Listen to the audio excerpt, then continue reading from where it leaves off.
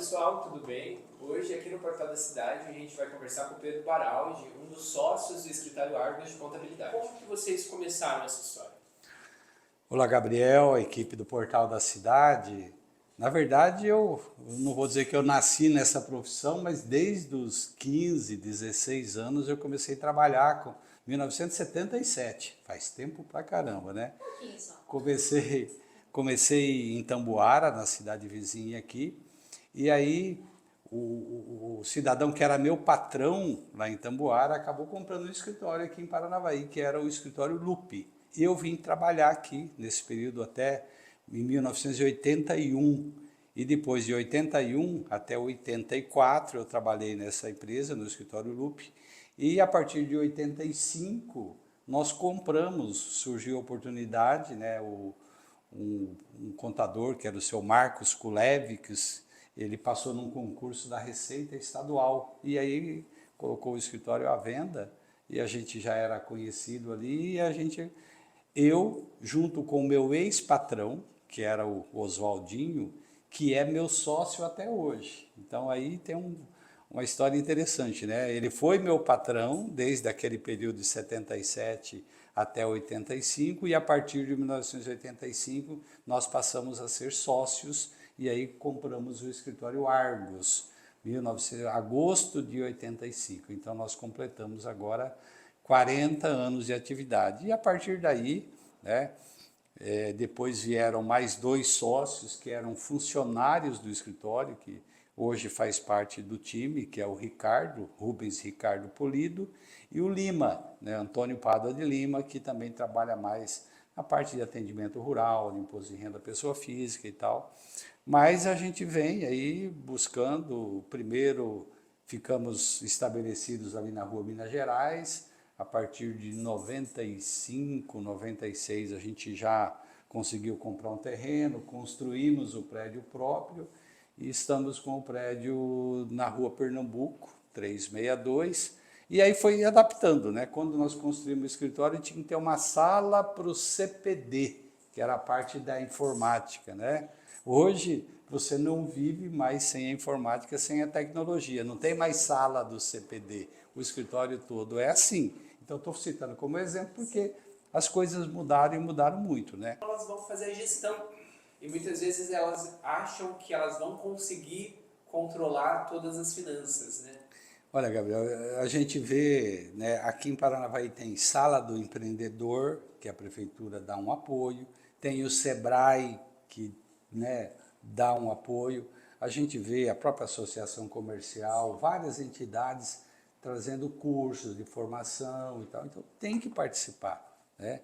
Eu, mesmo na condição de contador, eu sempre participei. Eu fui presidente do sindicato dos contabilistas, fui diretor da associação comercial por 2 mandatos, né? Fui conselheiro do CRC e tal. Então, às vezes você estava para trazer um curso de Curitiba para cá e quando vai lá para você colocar 30 pessoas, às vezes é difícil.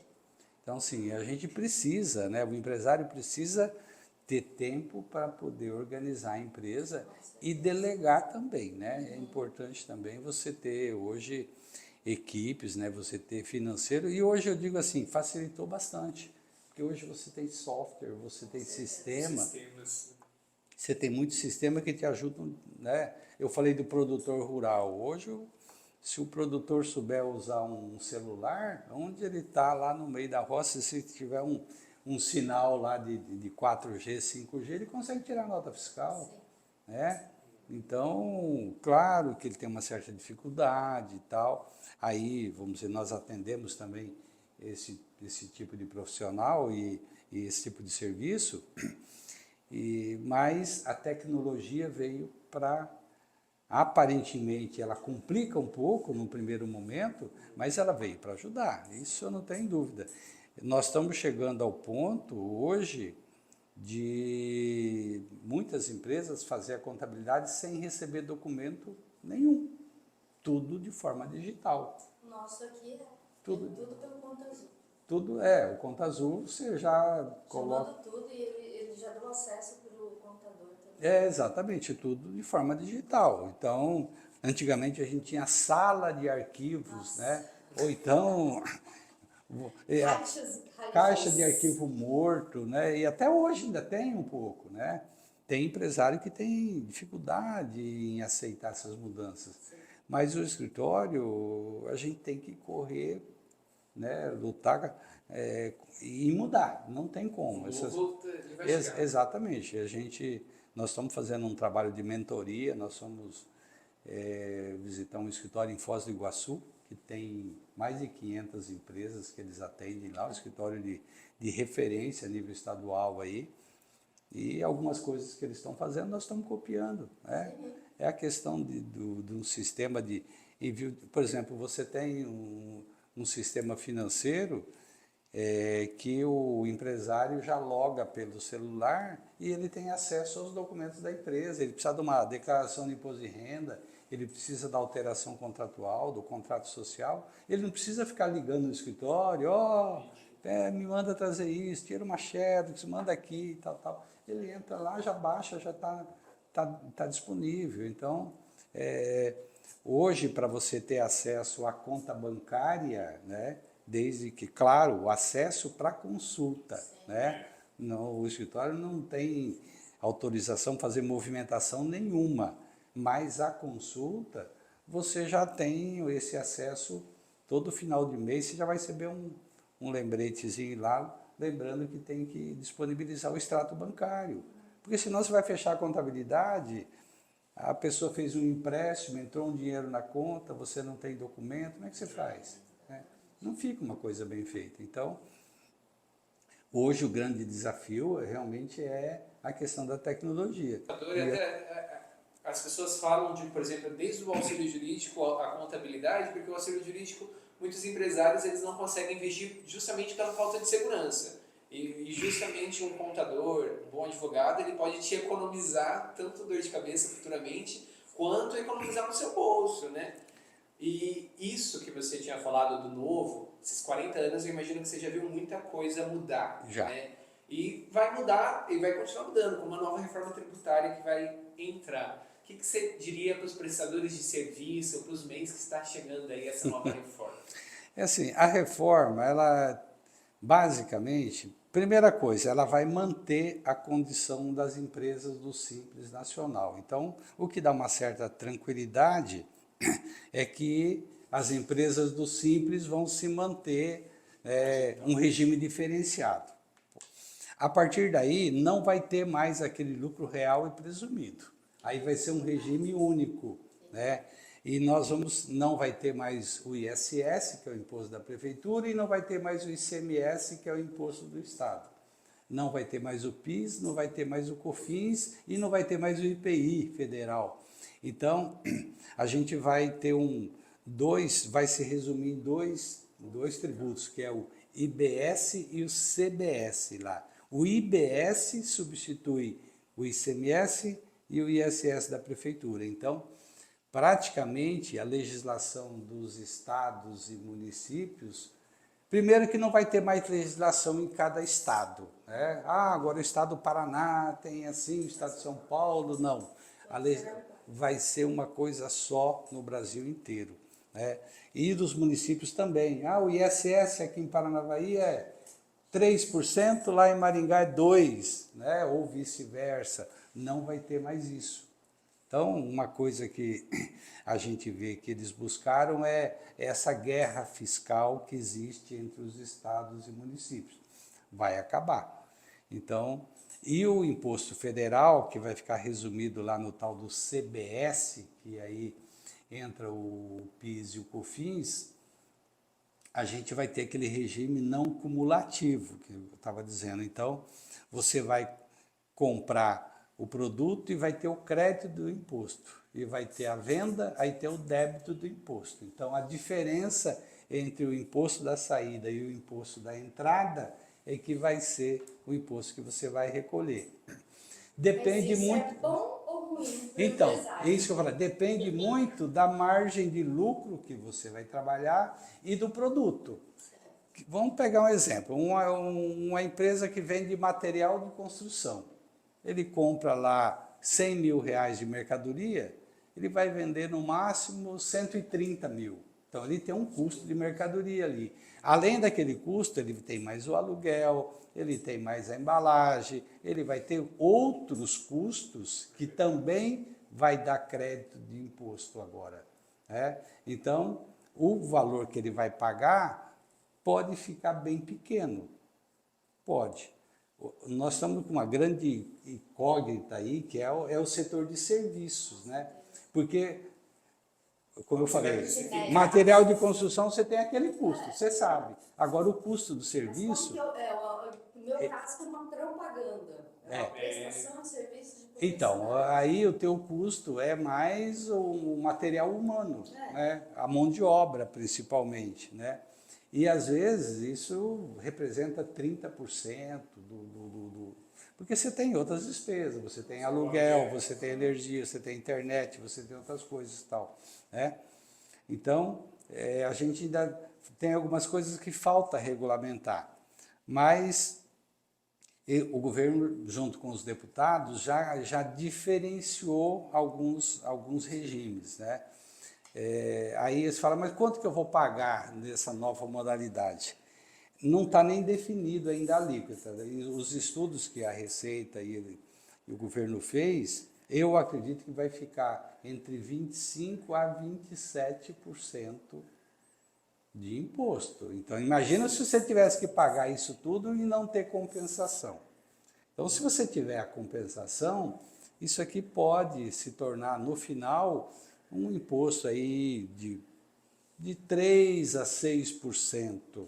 É muito parecido com o que eu diria com o lucro presumido de hoje, tá?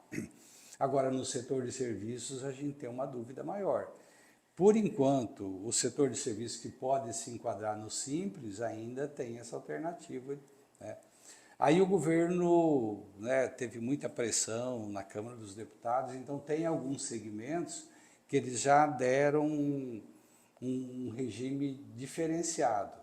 O setor de educação, né, o setor de saúde, transporte coletivo de passageiros e a cultura, arte e cultura. Esses setores são 5 setores, né? O agro, né? Esporte, cultura, educação, saúde e transporte.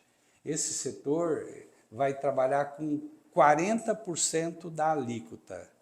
Então, 60% vai ser tipo isento, né? Então, se a alíquota for 27%, você vai trabalhar com 40% dessa alíquota e aí vai fazer as modalidades de apuração de imposto. Só que isso tudo, a partir do ano que vem, vai começar esse regime, mas de forma provisória. Então, não vai ser os 27%. Eles vão começar com uma alíquota de 1%. 1%. E aí você vai apurar o imposto e o crédito. Então, para nós, contadores, a partir do ano que vem, vai complicar um pouco, porque você vai ter que trabalhar com os 2 regimes. Você vai trabalhar com um novo sistema, né, que é da reforma tributária, e vai trabalhar com o regime antigo ainda. Só a partir de 2027 que já vai começar a ter uma implantação gradativa. Então, assim, a gente vem por um período aí que de bastante leitura, de bastante estudo, né, e buscar essa informação para passar para os clientes, porque muita gente realmente está boiando nesse assunto, né? Então, nós vamos ter que correr atrás, mas de imediato, a regra geral é essa, né? É os 27%, mas com aproveitamento dos créditos. Agora, exatamente quais créditos, né? Como é que vai ser, a gente ainda falta regulamentar alguma coisa, né? Então, essa parte de alíquota vai vir em regulamentação e essa questão do uso dos créditos também vai ter que vir de uma forma mais detalhada aí. Pedro, então para a gente finalizar a entrevista, o que você imagina do escritório Arcos daqui 5 anos, por exemplo?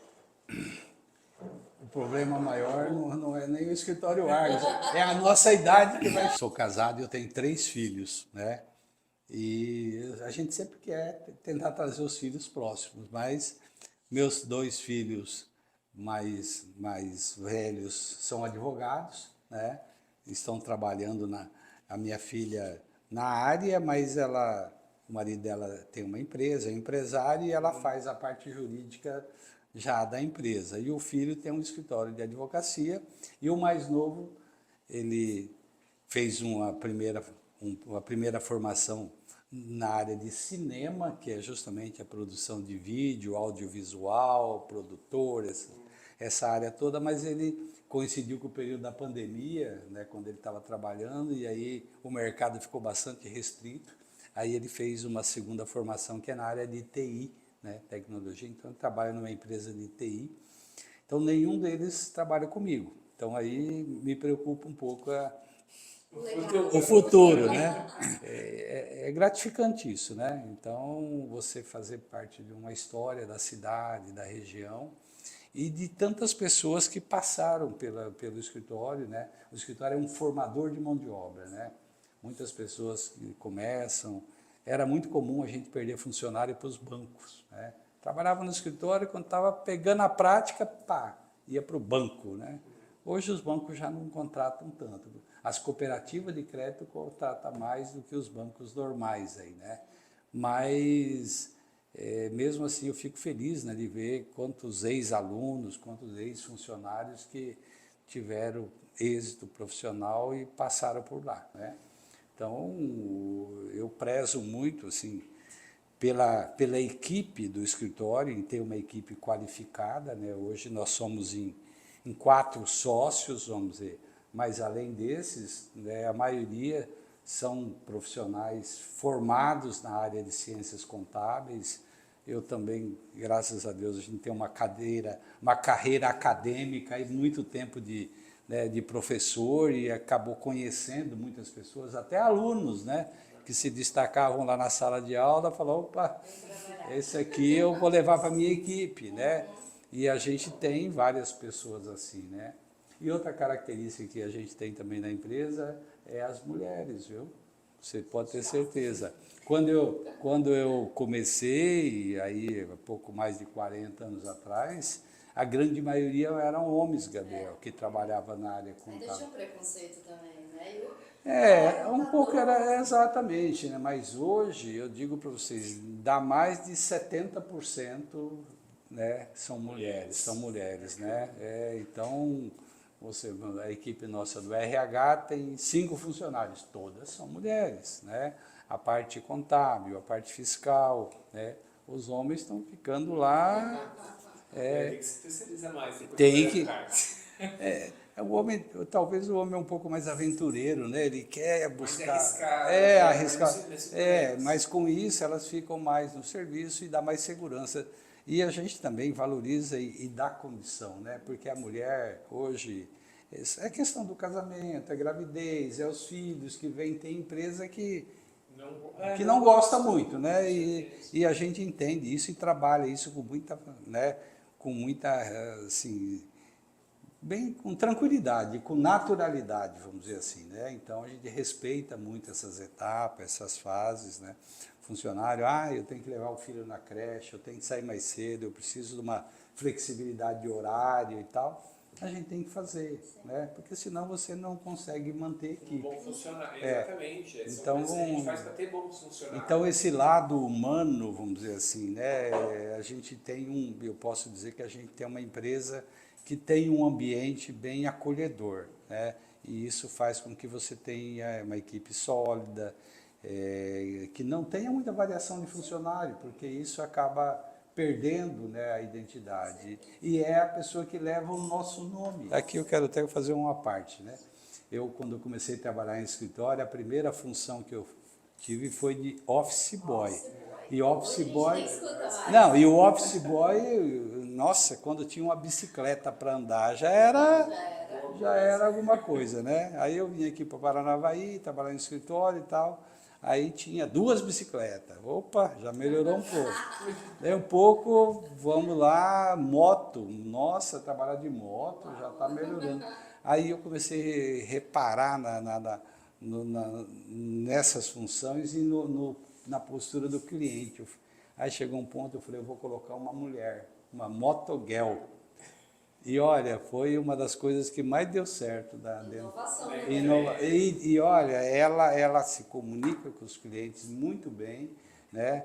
Tinha até para dar bronca, às vezes o cliente chegava no manezinho lá e pau, né? Chegava e dava, chegou na moça, não, aí ó, fala lá para o seu Pedro que está muito caro isso aqui e tal, mas ela vem toda jeitosa e fala, então assim, são coisas que a gente foi mudando ao longo do tempo para poder atender bem. É aquilo que você falou, o contador, ele não pode ter só essa imagem de cobrador de imposto. Você falou de orientar desde a segurança, é muito importante porque dados do IBGE mostram que muitas empresas fecham nos primeiros anos, assim, né? São os anos mais importantes e muitas vezes são por má gestão, né? Então, se você pudesse dar um conselho nesses anos de carreira, o que você viu o maior problema assim das empresas, que eles não se atentam, principalmente no começo? A falta do controle financeiro é o básico, né? E misturar muito as coisas, né? A pessoa abriu a empresa, você tem que saber separar o que é da empresa e o que é teu particular, né? Abriu uma conta corrente, abre a conta da empresa e abre a conta particular. Você trabalhar com isso tudo misturado, como você falou, é um dos maiores problemas. Porque às vezes você começa uma empresa, você pega um determinado serviço, entrou 30 mil reais na conta aqui. Nossa, já pedi.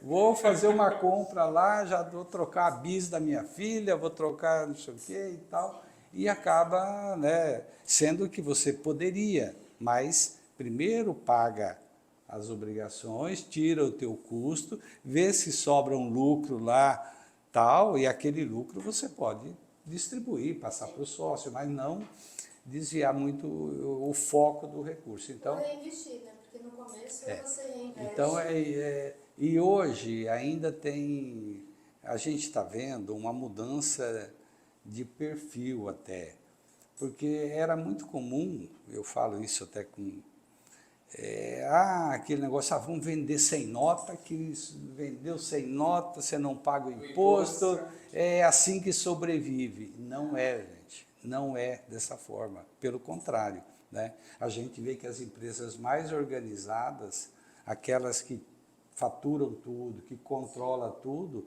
é a que mais tem êxito. Então, assim, eu sou muito grato a tudo que a gente conseguiu dentro da profissão, né? E ter a credibilidade que a gente tem hoje, né? E isso é fruto de trabalho e muita dedicação.